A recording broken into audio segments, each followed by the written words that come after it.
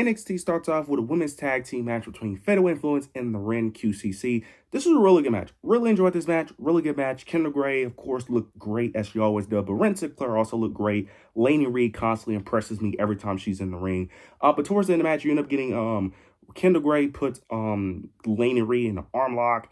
Then you get Fallon Henley tries to break the submission hold, but Ren ends up putting her in the submission hold, which allowed, make sure that she doesn't break the submission. Lainey Reed taps out. Ren QCC ends up picking up the victory. Afterwards, you get Kendra Gray. She gets on the mic, declares her opportunity to go out to JC Jane for the Women's NXT Championship. Then you end up getting Lola Vice. She comes out. She makes her case for the NXT Women's Championship.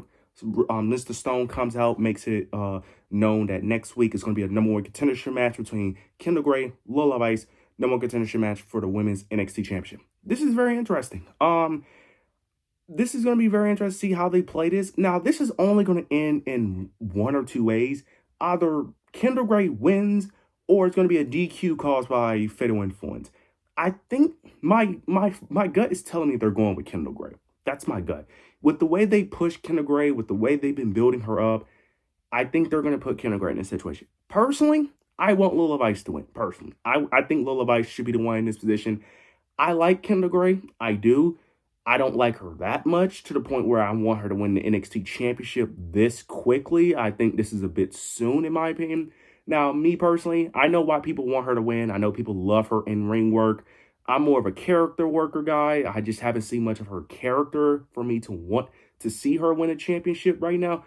That's just me personally. I think we should slowly build her up, in my opinion. I feel like this is a bit too soon, especially over other women who I kind of think deserve it a bit more, just a little bit. But I think Lola Vice, in my opinion, would be, you can't really go wrong because both women are extremely over. So it's really not a wrong choice, if that makes sense. But I do want Lola Vice to win this match. Personally, I think it's time to give her a championship. I don't even think she hasn't won any championship gold in NXT at all. I think it's time for her to win the championship, see what she could do as the top woman of NXT. I think it can be very interesting. So I prefer Lola Vice personally. With Kendra Gray, I'm a bit reluctant to want her to win personally, mainly because, again, I haven't seen much of her character, and a lot of the stuff that I have seen from her is giving me babyface Kelani Jordan vibes. I'm going to be honest. It's giving me babyface Kelani, and I hated babyface Kelani because her gimmick was basically that she was a babyface. That was her gimmick, that she was a good person. That was it.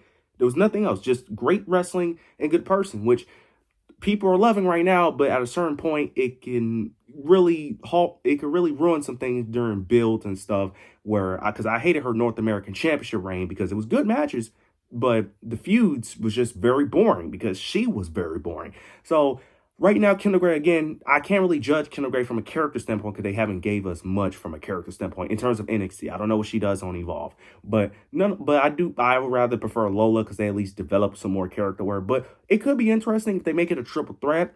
I don't want it to be a triple threat, mainly because I just feel like JC Jane should put someone over, because the only reason to make it a triple threat is for one or two reasons. Either one, you don't want JC to take the pin, or two, you want it to where you just want to put everyone on the card. But I think JC should have a one-on-one match, make that a program, put that person over, elevate that person, and then that's the end. Because as much as I love JC Jane, her reign does need to come to an end, as much as I do love her, but there's nothing much left to tell. The only story you could really tell with JC Jane at this point is maybe breaking up Fatal Influence. But me personally, they're so good, I don't want them to break up yet. I think they should continue on to the main roster. JC lose here, get called up. I'm hoping for Lola, but I think they're going to go with Kendra Gray next week. Now we move on to Soruka. She cuts a promo. Basically mentioning Zarya, mentioning their friendship, how close they were. She ends up mentioning how she done everything for Zarya. She always wanted to see Zarya on top. She wanted to bring Zarya along with the ride with her, follow her success. She only wanted the best for Zarya, but Zarya only cared about herself, and that she was selfish, and that she betrayed her, and that she never cared about the friendship, and that she only cared about herself. Zarya did eventually comes out. She ends up basically saying that Soruka is all wrong. She's seeing things a little bit different from her perspective. She ends up mentioning that Soruka was the one selfish. Soruka was the one winning everything, while she was just known as Soruka's partner, Soruka's teammate, as her tag partner, that she was never seen as an individual, and that she was always in the background of Soruka, and that Soruka didn't do her any favors by just bringing her along, because All she kept seeing was Soul being successful while she was just standing in the background.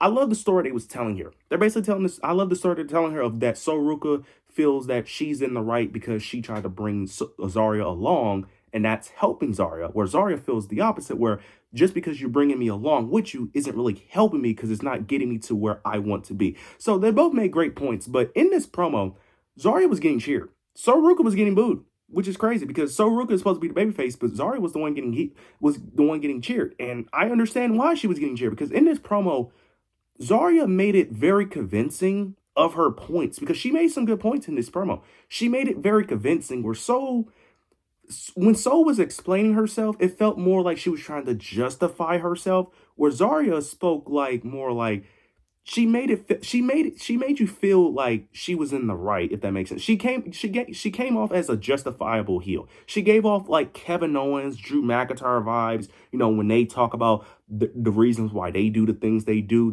She came off like that, like the justified heel. So I really enjoyed this promo. This was a really good promo this was good from both women.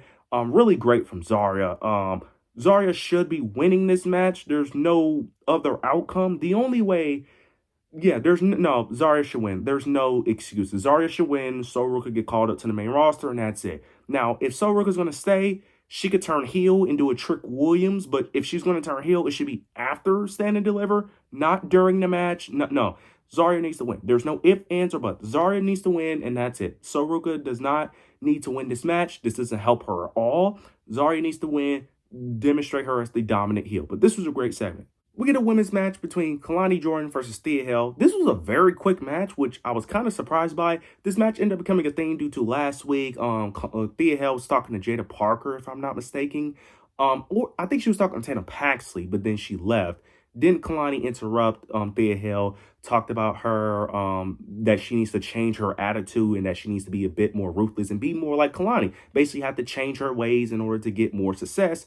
Then you end up getting Jada Parker. She interferes. Then Thea Hale sticks up for herself. And this how it became a match. Kelani Jordan won. This was like a 4-minute match. Jada Parker ends up coming out due to the Kelani Jordan attacking Thea Hale. Then Jada Parker makes the save. So it looks like this is going to be the Stand and Deliver program. Now they're going to have a match next week, which I don't know how this is going to play out. I'm assuming Jada is going to win, or Thea Hale is going to interfere in the match and get some payback, and that causes a triple threat. Because there's no reason for this to be a next week thing if this is not going to lead to Stand and Deliver. So I'm assuming Jada is going to win. Maybe Kelani wins by cheating. That way they get the rematch at Stand and Deliver. That I can see that playing out. But I can also see Thea Hale interfering in this as well because Kelani did attack her after the match. So she may want some payback for that. So I'm interested. But I did predict after New Year's Eve that Jada Parker and Kelani Jordan could have a rivalry. So I do like that it is playing out because these two, I'm actually interested. This could be a really good feud. This could actually go past Stand and Deliver if they really want to. So I'm really interested in this. Moving on to the North American Championship Gauntlet match. This was a solid match. It ended up having Shiloh Hill, Jackson Drake, Dion Lennox, Charlie Dempsey, and they ended up having a mystery opponent, which ended up being Johnny Gargano of all people. This was a solid match. I'm not going to really go over what really happened. The only thing I will say is that Shiloh Hill ended up eliminating everyone but the last person, which I do find a bit ridiculous. But you do end up getting Dion Lennox getting eliminated due to OTM interfering in the match. But towards the end, you end up getting Shiloh Hill ends up getting taken out by Birthright due to him eliminating Charlie Dempsey. And then towards the end, you end up getting Johnny Gargano continuing to play the whole he's not confident, he's trying to find himself. So he's just, throughout the match, he wasn't participating in the match. He was laying on the ring apron the entire time, which was hilarious because when he first got in the ring, he was getting his confidence finna go in the ring and try to fight. But then Jackson Drake immediately kicked him and he just lied there on the ring apron, which was funny. But then you get a moment where he's actually standing up. He's not fighting or anything. He's just standing there still being sad. And then Shiloh Hill is knocked out due to Birthright. And his wife pushes him off the ropes onto Shiloh Hill. And he picks up the victory. Which is absolutely hilarious. It's absolutely stupid. But honestly, I don't mind it because I didn't want Shiloh Hill to win. I'm gonna be. I for a second I thought Shiloh Hill was actually gonna win this match, which I don't think would have been a good decision because I'm sorry, Miles Bourne and Shiloh Hill should not be a stand and deliver match. It shouldn't. The only person I was rooting for was Jackson Drake, but I didn't mind Jackson Drake losing because he was the only person that would have made an interesting feud and story going into the match. So very interested to see how this plays out. And then you end up getting Miles Bourne confronting Johnny Gargano. So they're telling the story of Johnny Gargano getting his mojo back, finally getting his confidence again. And he's going to be facing Miles Bourne for the North American Championship. Now, isn't Johnny Gargano like a 4-time North American champion? So in this scenario, I don't hate this decision because there wasn't really any people that I really wanted to face Miles Bourne, and Miles Bourne is just a new champion, so that would have been his first title defense or something like that, or second. So there wasn't really many options, so I'm not mad at Johnny Gargano is winning. And plus, if this is going to actually have Johnny Gargano actually be confident on the main roster, then so be it. Now, should he win the North American Championship?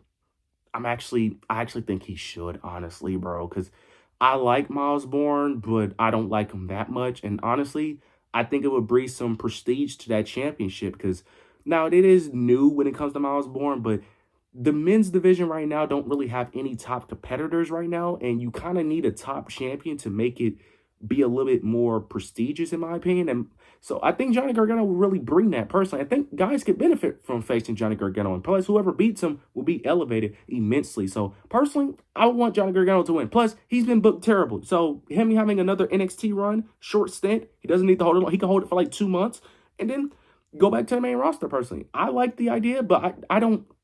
Plus, I just don't know. I just don't know how I feel about Miles Bourne, of all people, beating Johnny Gargano. I just don't know how I feel about that personally. But we'll see how this plays out. But this is interesting. We eventually get to the main event. Tony D'Angelo versus Ricky Saints. This was a fine match.